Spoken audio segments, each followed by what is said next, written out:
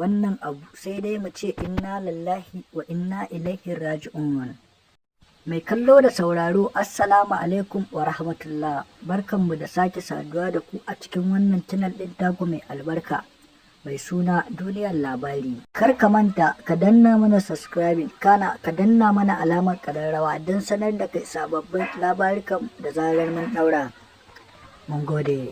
Wasu bidiyoyi da basu dace ba da jarumar Kannywood ɗin nan da aka fi sani da Hadiza Gabon tai ya ja cece-kuce a tsakanin al'umma, inda jama'a suka yi ta tofa albarkacin bakinsu, inda wasu suka yi Allah wadai da wannan abu da ta yi, wasu suka nuna sha'awarsu a kai. To mai kallo da sauraro kan na cika ka da surutu, bari na sama full bidiyon ka gan shi. Amma kafin lokacin kakkamanta ka danna mana subscribing kana ka danna mana alamar ƙararrawa don sanar da kai sababbin labarikanmu da zarar mun ɗaura.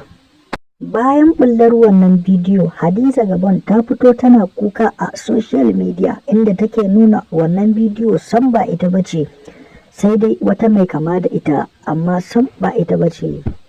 To mai kallo da sauraro ko ma dai mene, Allah shi ya bar wa kansa sani. Domin kallar waɗannan full bidiyoyin ka biyo mu a YouTube channel ɗin nan tamu mai suna Duniyar Labari domin samun kallonsa. Mun gode.